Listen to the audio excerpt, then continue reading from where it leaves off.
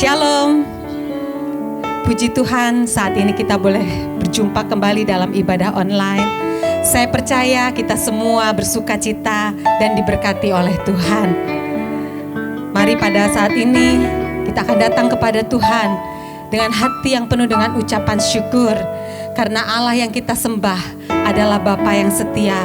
Apapun keadaan saudara saat ini, Dia selalu ada. Tangannya siap selalu menolong saudara semua. Puji Tuhan. Haleluya Yesus. Terima kasih Tuhan. Terima kasih Yesus. Bapa, Kau setia. Bapa, Kau mulia. Tenanglah jiwaku, aman bersamamu.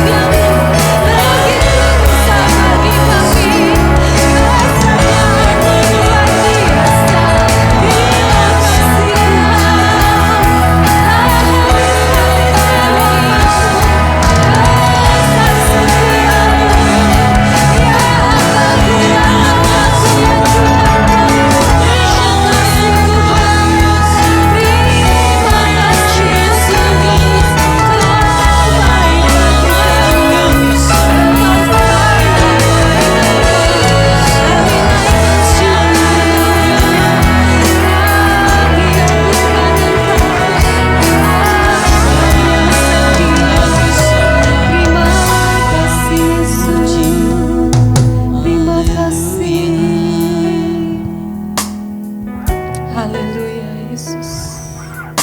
Terima kasih Bapa. Kami mau naikkan syukur kami kepadamu ya Bapa. Ku bersyukur Bapa, ku bersyukur Tuhan buat kasih setiamu di dalam hidupku. Ku bersyukur,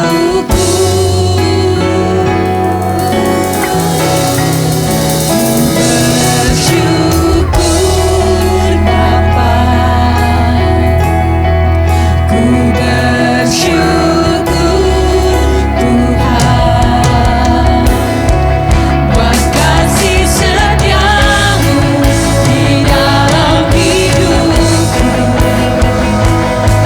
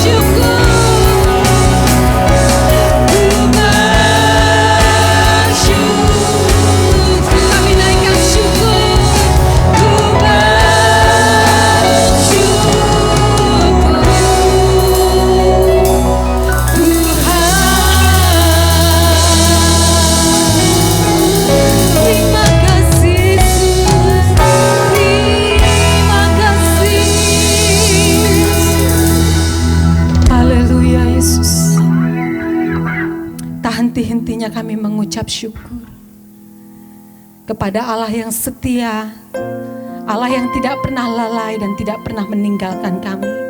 Saat ini Tuhan, kami datang kepadamu dengan ucapan syukur yang sangat dalam Tuhan.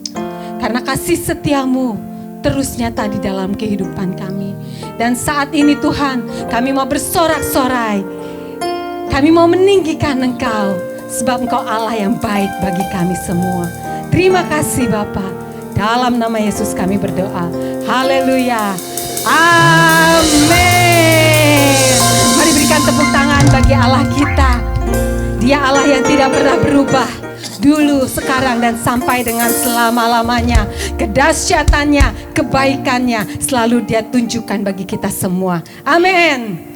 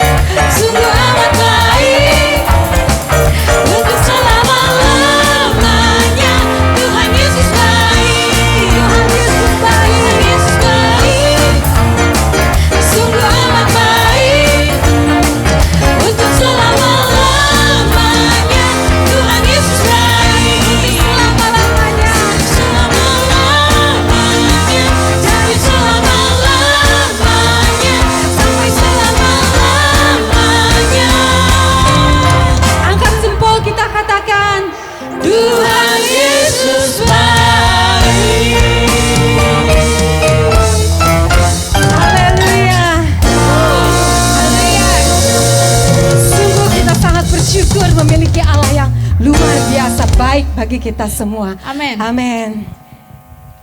Kita percaya hidup kita ada dalam genggaman tangan Tuhan. Di dalam tangan yang berkuasa, tangan yang dahsyat dan ajaib, tangan yang sanggup memberikan kelegaan bagi kita semua. Mari pada saat ini kita datang kepada Dia. Katakan dengan iman, hidupku ada dalam tangan-Mu. Tangan yang berkuasa, ajaib dan luar biasa. Hidupku dalam tangan-Mu, oh Yesus.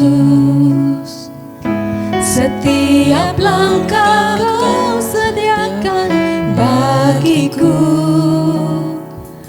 Walau kadang ku tak dapat mengerti jalan-Mu, tetap ku percayakan hidupku. Sebab aku ini hamba-Mu, oh Yesus. Jadilah padaku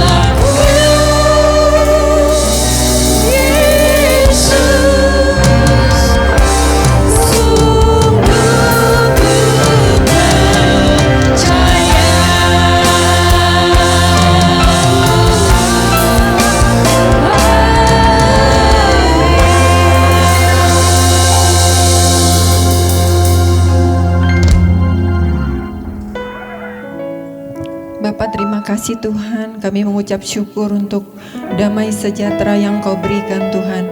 Bapa, kami berdoa Tuhan Yesus, terima kasih untuk rancangan-Mu Tuhan yang penuh dengan damai sejahtera Tuhan. Bapa, saat ini kami mau bawa Tuhan bangsa kami Tuhan ke dalam tangan-Mu Tuhan. Bapa, kami memberkati bangsa kami Tuhan. Bapa, kami memberkati setiap Tuhan pemerintahan yang ada di bangsa kami Tuhan. Saat ini Tuhan, Engkau terus memberkati presiden kami Tuhan, dan seluruh Tuhan Yesus pemerintahan yang ada Tuhan. Biarlah damai sejahtera-Mu terus Tuhan berkuasa atas pemerintahan kami Tuhan, sehingga Tuhan Pak Presiden kami Tuhan dapat menjalani Tuhan pemerintahan ini Tuhan dengan penuh dengan kasih karunia-Mu Tuhan. Biarlah setiap permasalahan boleh Tuhan mendapat jalan keluar Bapa. Terima kasih Tuhan Yesus. Kami juga bawa Tuhan Yesus untuk setiap keadaan Tuhan yang ada di bangsa kami ini Tuhan, yaitu COVID-19 Tuhan Yesus. Biarlah Tuhan kasih karunia-Mu juga menyertai Tuhan setiap Tuhan bangsa ini Tuhan Yesus. Biarlah yang yang sakit Tuhan Kau menyembuhkannya Tuhan. Beri damai sejahtera Tuhan. Juga kami berdoa untuk para tenaga medis Tuhan Yesus, dokter Tuhan yang menangani Tuhan. Biarlah Tuhan juga memberikan kasih karunia-Mu Tuhan, biar mereka penuh dengan kasih-Mu Tuhan, terus berjuang Tuhan untuk memberantas Tuhan COVID ini Tuhan. Bapak, terima kasih Tuhan. Kami juga tidak lupa berdoa bagi kota-kota yang ada Tuhan, bagi kota yang ada di Cilegon, Serang, dan Banten Tuhan. Kau memberkati Tuhan. Biarlah juga penuh dengan damai sejahtera-Mu Tuhan. Bagi setiap yang sakit juga Tuhan, Kau beri damai sejahtera Tuhan. Kau menyembuhkannya Tuhan. Terima kasih Bapa. Kami mengucap syukur Tuhan untuk kebaikan-Mu bagi setiap kehidupan kami. Berdoa buat gereja kami, biarlah gereja-gereja boleh bersatu Tuhan, bersatu hati terus Tuhan membangun kerajaan-Mu Tuhan di negeri ini Tuhan. Biarlah kasih Tuhan kami boleh melihat Tuhan semakin hari semakin nyata Bapa. Kami juga mengucap syukur Tuhan untuk ibadah online ini. Kami boleh tetap setia, semua karena kasih karunia-Mu Tuhan. Biarlah setiap kami semakin Tuhan, iman kami ditumbuhkan Tuhan lewat keadaan apapun Tuhan. Kami mau tetap mengasihi Engkau Tuhan, karena Engkau sudah terlebih dahulu mengasihi kami. Terima kasih Tuhan. Sebentar kami mau membuka hati kami untuk mendengarkan firman-Mu. Biarlah Engkau yang berbicara Tuhan atas firman-Mu Tuhan. Kau mengurapi Tuhan setiap kami yang mendengar, dan hamba-Mu yang akan menyampaikan firman-Mu. Terima kasih Bapa, di dalam nama Tuhan Yesus. Haleluya. Amin. Hari ini saya akan menyampaikan firman tentang The Lord will fight for you. Tuhan akan berperang untuk kamu. Sebelum kita mendengarkan kebenaran firman Tuhan, mari kita berdoa terlebih dahulu. Bapa yang baik, terima kasih untuk kesempatan bisa beribadah lagi kepada Tuhan. Dan hari ini kami percaya bahwa ada harta karun di dalam firman Tuhan dan setiap kebenaran yang akan kami dengar hari ini.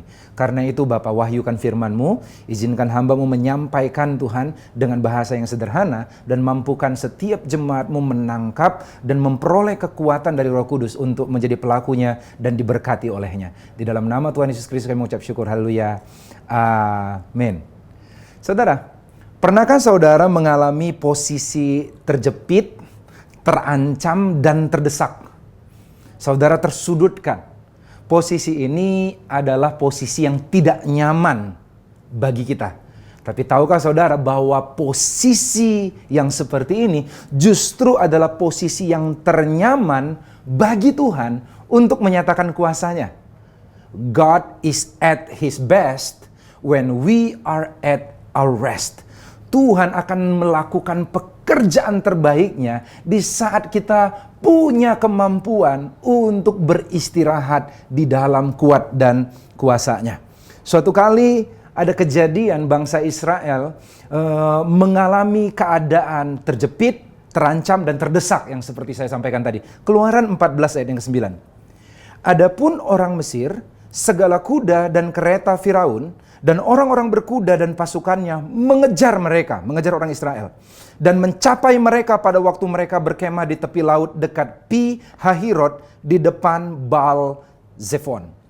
dengan jelas dikatakan bahwa orang Israel baru saja dilepaskan Tuhan dengan cara yang ajaib, di mana Tuhan membela orang Israel dengan mempermalukan 10 dewa orang Mesir dan mengalahkan mereka dengan cara mengirim 10 tulah, dan akhirnya membawa bangsa Israel lepas dari perbudakan. Tapi mereka tiba di tempat di mana mereka merasa terdesak, terancam, dan tersudutkan. Saudara, terjepit. Nama tempat itu Baal Zephon. Baal Zephon ternyata adalah salah satu dari dewa, atau saya katakan dewa terakhir dari orang Mesir, yang artinya Baal artinya Tuhan, Zephon artinya adalah utara. Dan saudara, jadi Tuhan bagian utara itu adalah laut di depan orang Israel yang harus mereka hadapi. Bayangkan bagaimana terjepitnya mereka. Kiri kanan ada gunung, belakang ada orang Mesir yang siap untuk mengejar dan memperbudak mereka kembali, dan di depan ada lautan yang sangat tidak mungkin untuk dilewati. Saudara, ini benar-benar posisi yang terjepit, saudara. Tetapi tahu nggak saudara, bahwa di saat orang Israel nggak bisa apa-apa lagi, ada satu yang luar biasa. Ternyata ada arti kata Baal Zephon selain dewa utara adalah seperti ini. Baal artinya Tuhan, dan Zephon ternyata diartikan adalah hidden treasure. Jadi ada harta karun yang tersembunyi. Harta karun tersembunyinya Tuhan ada di posisi terjepitnya orang Israel, saudara. Lalu kita lanjutkan. Tapi ternyata harta karun yang berada di dalam kondisi yang tidak enak itu seringkali disikapi salah oleh orang lain di saat mereka mengalami kondisi itu. Ayat 10, Keluaran 14 ayat 10. Ketika Firaun telah dekat, orang Israel menoleh, maka tampaklah orang Mesir bergerak menyusul mereka. Lalu sangat ketakutanlah orang Israel, dan mereka berseru-seru kepada Tuhan, dan mereka berkata kepada Musa, apakah karena tidak ada kuburan di Mesir maka engkau membawa kami mati di padang gurun ini? Apakah yang akan kau perbuat ini terhadap kami dengan membawa kami keluar dari Mesir? Bukankah ini telah kami katakan kepadamu di Mesir, janganlah mengganggu kami, dan biarlah kami bekerja pada orang Mesir, sebab lebih baik bagi kami untuk bekerja pada orang Mesir daripada mati di padang gurun ini. Tetapi berkatalah Musa kepada bangsa itu, janganlah takut, berdirilah tetap, dan lihatlah keselamatan dari Tuhan yang akan diberikannya hari ini kepadamu. Sebab orang Mesir yang kamu lihat hari ini, tidak akan kamu lihat lagi untuk selama-lamanya. Tuhan akan berperang untuk kamu, dan kamu akan diam saja. Sekali lagi saya mau katakan, Musa sedang menegaskan, God is at his best.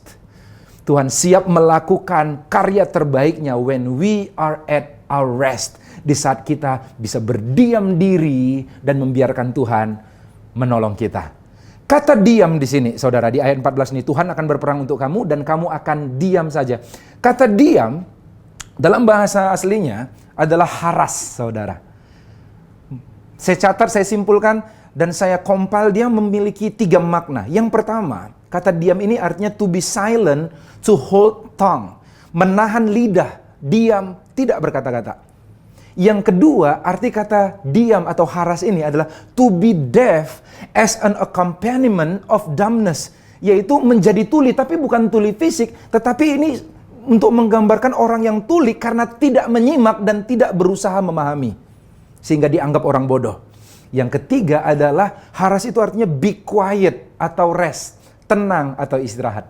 Dari 3 pengertian haras ini artinya dengan kata lain, firman Tuhan katakan kalau engkau berdiam, kalau engkau haras, maka Tuhan akan membuat musuh yang selama ini mengintai engkau tidak akan pernah engkau lihat lagi seumur hidupmu. Tuhan akan melakukan karya penyelamatan yang luar biasa dalam hidup kamu. Engkau akan dikeluarkan dalam posisi terjepit ini. Ternyata ada 3 hal yang membuat kita susah untuk ditolong Tuhan. Bukan karena Tuhan nggak sanggup, tetapi karena kita nggak memposisikan diri kita untuk bisa ditolong Tuhan. Yaitu tiga hal yang kita lakukan, kebalikan dari haras ini. Kalau haras itu artinya adalah berdiam diri, menjaga kata-kata, maka orang yang nggak bisa ditolong adalah orang yang nggak bisa jaga kata-katanya pada saat dia mengalami keadaan terdesak. Apabila berdiam, yang akan ditolong Tuhan adalah orang yang to be deaf, yang tuli karena nggak berusaha memahami keadaan sekitar ini karena udah nggak sanggup lagi. Maka orang yang susah ditolong Tuhan adalah orang yang merasa dirinya bijak, merasa paham semua situasi dan mencari solusi dengan dirinya sendiri. Dan apabila diam yang dimaksud adalah orang yang be quiet atau rest, maka orang yang susah ditolong Tuhan adalah orang yang gak bisa tenang, yang rusuh, gak bisa istirahat. Kita simpulkan 3 ini ya, yang susah ditolong Tuhan. Yang pertama orang rese, gak bisa diam. Yang kedua orang rasa, kebanyak rasa-rasain, merasa bijak, merasa perlu, merasa tahu, merasa bisa memahami. Dan yang ketiga orang rusuh, orang gak bisa tenang. Gampang ya ngingatnya. Orang yang susah ditolong Tuhan adalah orang rese, gak bisa jaga kata-kata. Orang rasa, yang suka ngerasa-rasa. Dan yang ketiga orang rusuh, gak bisa tenang.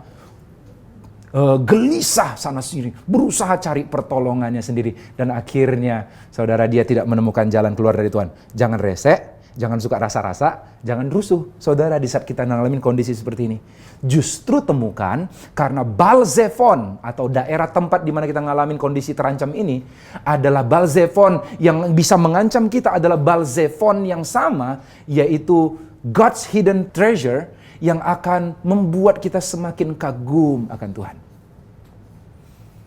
Hidden treasure apa? Harta tersembunyi apa yang ada dalam kondisi terjepit ini? Saya katakan ada 4. Yang pertama, di dalam kondisi terjepit ini, harta pertama yang bisa kita temukan adalah kita justru dapat sungguh-sungguh mengakui Dia sebagai Allah yang berdaulat dan tinggi. Di saat kita ngalamin kondisi ini, inilah momen paling tepat di mana kita punya Allah. Kita baru sadar bahwa kita punya Allah yang berdaulat dan Allah yang tinggi. Mazmur 46 ayat 11 berkata, diamlah dan ketahuilah bahwa akulah Allah, aku ditinggikan di antara bangsa-bangsa, ditinggikan di bumi. Kita baru bisa melihat Allah itu tinggi di saat kita dalam kondisi terdesak dan harus diam, berharap hanya pada Tuhan saja. Yang kedua, hidden treasure apa? Atau harta tersembunyi apa yang kita temukan dalam kondisi ini? Di dalam kondisi terjepit ini kita justru dapat sungguh-sungguh mengenal Dia sebagai juru selamat. Saudara, tidak ada orang yang lebih menghargai keselamatannya dibanding orang yang benar-benar sadar bahwa dia baru saja terselamatkan dari bahaya yang telah mengancam dia. Sering kali kita memanggil Tuhan juru selamat, tapi benar-benar sadarkah kita bahwa kita memang sungguh-sungguh telah diselamatkan oleh Dia?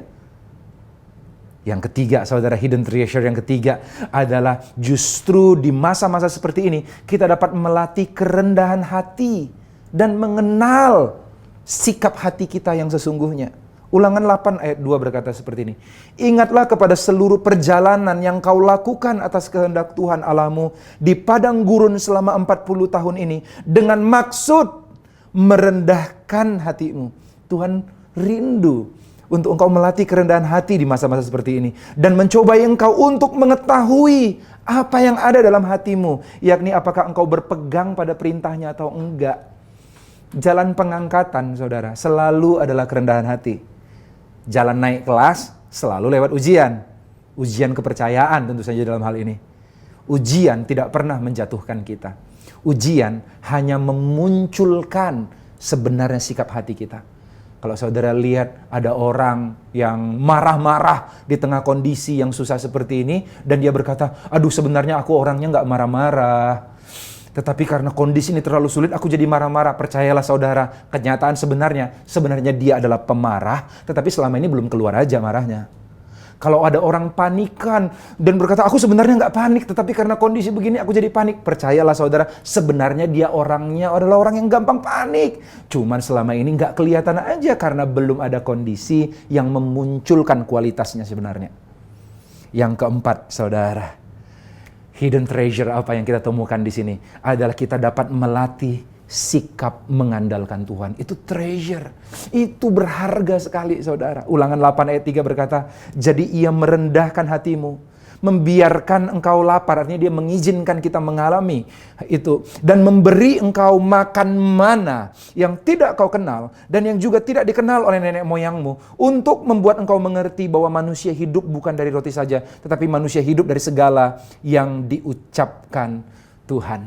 Saudara, hidden treasure atau harta tersembunyi yang bisa kita temukan di dalam kondisi ini adalah kita dapat menemukan dan mengakui bahwa Dia Allah yang berdaulat dan tinggi. Yang kedua, kita dapat sungguh-sungguh mengenal Dia sebagai Juru Selamat. Yang ketiga, kita dapat melatih sikap kerendahan hati dan bahkan mengenal sikap hati kita yang sesungguhnya, sehingga kita bisa memperbaiki di masa depan. Yang keempat adalah hidden treasure-nya adalah dalam situasi ini kita dapat melatih sikap mengandalkan Tuhan sepenuhnya. Faith is not faith until it's the only one you hold. Iman biasanya belum jadi iman kalau bukan itu satu-satunya yang kau punya, saudara. Selama kita punya rencana cadangan, seringkali kita lebih mengandalkan rencana cadangan kita daripada memilih untuk beriman kepada Tuhan. Saudara, Yesaya 30 ayat 15 berkata seperti ini. Sebab beginilah firman Tuhan Allah yang Maha Kudus, Allah Israel, dengan bertobat dan tinggal diam, kamu akan diselamatkan. Dalam tinggal tenang dan percaya terletak kekuatanmu, tetapi kamu enggan. Enggak dengan sukacita kita bisa gampang tinggal tenang dan percaya, saudara. So ini butuh latihan, memiliki ketenangan, memiliki rasa ini. Rasa dalam bahasa Ibraninya, artinya diterjemahkan dalam bahasa Indonesia diam. Kalau saya menyebutnya enggak resek, enggak merasa rasa, enggak rusuh, enggak resek rasa rusuh, saudara. Apa artinya tenang? Saya menyimpulkan arti tenang adalah tidak menyimpulkan apapun sebelum Tuhan selesai bekerja. Kalau masih baca prakata dari sebuah buku, jangan menyimpulkan akhirnya, saudara. Kalau baru nonton awal dari sebuah film, nggak usah sok tahu endingnya, saudara. Kita tahu, saudara, tidak menyimpulkan apapun, apalagi itu berdasarkan pikiran duniawi kita, saudara. Kita mengikuti aja jalannya Tuhan. Saudara, apa artinya percaya? Percaya adalah tanpa keraguan mempercayai hasil akhir dari semuanya adalah sesuai firman Tuhan. Saudara, ada film yang begitu terkenal di Hollywood, yaitu film Ben-Hur. Saudara, dan ini adalah satu film terbaik yang dibuat di Hollywood dan memperoleh 12 nominasi. Dan dari 12 nominasi Piala Oscar, dia menang 11 piala, saudara. Aktornya Charlton Heston. Dia berperan begitu bagus maksimal, saudara. Dan saat itu dia menjadi Ben-Hur, Judah Ben-Hur, saudara. Dan tahukah saudara apa yang terjadi, saudara? Untuk sebagai totalitas bermain, saudara, untuk rekaman adegan 10 menit, dia harus latihan 3 bulan. Saat itu ada adegan lomba kereta kuda, saudara. Lomba kereta kuda, dan begitu epik, saudara, melibatkan 15.000 figuran dan 87 ekor kuda saat itu. Benar-benar epik, saudara, benar-benar kolosal. Dan saat itu Charlton Heston ingin memberikan yang terbaik, tapi dia bukan atlet lomba kuda, saudara. So dia dilatih 3 bulan. Setelah dia berlatih sungguh-sungguh cara menaiki kuda, akhirnya dia berhasil setelah 3 bulan, berhasil naik kuda tanpa jatuh. Tetapi dia meragukan satu hal, yaitu bisakah aku keluar dari pemenang, jadi pemenang? Karena dalam cerita ini harusnya aku jadi pemenang nih. Tapi tahu nggak, waktu dia curhat hal itu, kegelisahannya kepada pelatihnya, dia katakan, gimana nih, aku udah bisa berdiri naik kereta kuda, tapi aku nggak yakin bisa menang nih. Pelatihnya ketawa dan dia berkata, Charlton, yang perlu kau lakukan adalah berdiri teguh dan jangan sampai jatuh. Masalah menang atau tidak, kita yang atur di sini. Dan dalam skenarionya, kamu pasti menang. Yang perlu kau lakukan, pastikan kau dalam posisi yang tepat. Tetap berdiri teguh. Saudara, tahukah saudara bahwa Tuhan telah menentukan bahwa kita akan menjadi pemenang? 1 Korintus 15 ayat 57 berkata, tapi syukur kepada Allah yang memberikan kepada kita kemenangan oleh Yesus Kristus Tuhan kita. Kalau kita menyadari hal ini, maka damai sejahtera Allah yang melampaui segala akal pikiran akan memenuhi hati dan pikiran kita, sehingga kita bisa dengan tenang mengikuti pertandingan iman kita, dan kemenangan sudah dijamin di depan. Saudara, berhenti gelisah. Izinkan Tuhan melakukan karya terbaiknya di masa-masa di mana engkau terjepit, terancam, dan terdesak ini. Saya akan tutup dengan satu cerita ini, saudara. Cerita ini beberapa waktu yang lalu. Dan ini benar-benar manis sekali. Cerita antara anak saya dan saya, Sean, saudara. Yaitu saat itu saya lagi tidur. Anak saya ini saya doakan supaya suatu saat nanti dia akan jadi presiden Indonesia, saudara. Setiap hari saya doakan. Tapi karena doa saya itu, kayaknya itu yang membuat dia jadi tipe perencana, saudara. So setiap malam saya tidur sama anak saya laki-laki, saudara, minta selalu dikelonin. Lalu dia selalu gelisah biasanya. Dia selalu nanya, Daddy besok ngapain? besok ngapain? Dan saya harus jawab, besok kita ngapain aja, dan besoknya dia akan tagih. So saya harus hati-hati. Kalau saya nggak mau ditagih, saya nggak boleh janji, saudara. So saya katakan, saya ceritakan besok begini. Setelah dia tahu, baru dia tenang. Biasanya baru bisa tidur setelah itu. Setiap malam begitu biasanya, saudara.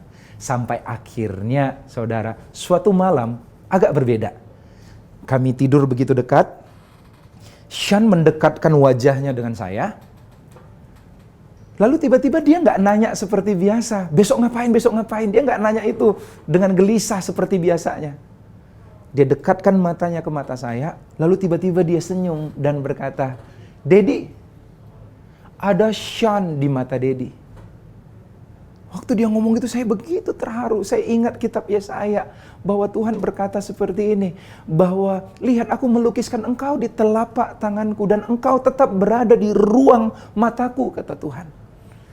Sama seperti bapak sama anak. Sean anak saya menyadari bahwa dia ada di mata saya. Dia bilang, Daddy, Sean ada di mata Daddy. Saya begitu terharu dan saya katakan sama Sean selalu ada di mata Daddy. Tapi kenapa Sean sering gak sadar kalau dia ada di mata saya? Karena dia tidak pernah sedekat seperti ini. Kalau kita jauh, kita gak bisa melihat bahwa ada kita di mata Tuhan. Dan begitu dia tahu, mendengar bahwa Sean selalu ada di mata Daddy, dia tersenyum. Dan dia gak tanya-tanya lagi besok ngapain. Dia langsung tutup mata, dia tidur saat itu, saudara, dengan nyenyak. Saudara, kenapa engkau gelisah? Karena engkau nggak menyadari bahwa engkau dikasihi. Engkau ada di pikiran Tuhan. Engkau ada di hati Tuhan. Engkau tetap dalam ruang matanya. Dia peduli padamu. Sehelai dari rambutmu nggak akan pernah jatuh tanpa seizinnya. Dia mengasihi engkau. Dia memperhatikan engkau. Dia merancang masa depan yang indah buatmu. Buat apa takut di saat engkau terancam, dalam kondisi terancam, terdesak? Datang padanya. Setiap kali engkau ngerasa terancam, terdesak, datang kepadanya. Pandang matanya. Engkau ada di matanya dan sadari bahwa bahwa engkau sangat dikasihinya. Setelah itu rest, beristirahatlah dan lihatlah pertolongan Tuhan yang dahsyat akan turun ke atas engkau. Saudara-saudara, hari ini kalau engkau mengalami kondisi yang seperti saya alami sekarang, terdesak, terancam, tersudut, engkau harus ngambil keputusan tapi bingung jalan mana, engkau gak bisa lihat jalan. Kitab Mazmur katakan Tuhan telah menyediakan jalan-jalannya di balik lautan itu. Ada hidden treasure-nya Tuhan yang Tuhan ingin engkau tapaki. Yang perlu engkau lakukan mendekat kepadanya. Temukan istirahatmu di dalam hadiratnya. Kalau engkau ngalamin kondisi seperti ini, letakkan tangan kananmu di dadamu. Apapun penyebabnya, sakit penyakit, masalah ekonomi, masalah hubungan satu sama lain, keraguan akan masa depan, ketakutan atas berita-berita buruk yang kau dengar hari ini, apapun kondisi yang membuat engkau seperti itu, jangan resek, jangan dirasa-rasa, jangan rusuh, jadilah tenang dan temukan kasih Tuhan di matanya. Bapak yang baik, aku berdoa buat setiap tangan-tangan yang diletakkan di dada mereka. Aku berdoa biar di masa-masa ini, di tengah-tengah kondisi yang mereka alami, mereka menemukan ketenangan sehingga mereka bisa berdiam dan menantikan pertolongan Tuhan. Sebab masalah yang akan mengancam mereka, yang sedang mengancam mereka saat ini, mereka tidak akan lihat lagi karena Tuhan telah menyiapkan jalan keluar dan karya keselamatan yang indah atas hidup anak-anakmu hari ini. Aku berdoa genggam mereka dalam tanganmu. Pegang mereka dalam hatimu. Di dalam nama Tuhan Yesus Kristus. Damai sejahtera yang melampaui segala akal pikiran. Menguasai hati anak-anakmu. Dalam nama Tuhan Yesus Kristus yang percaya katakan. Amin.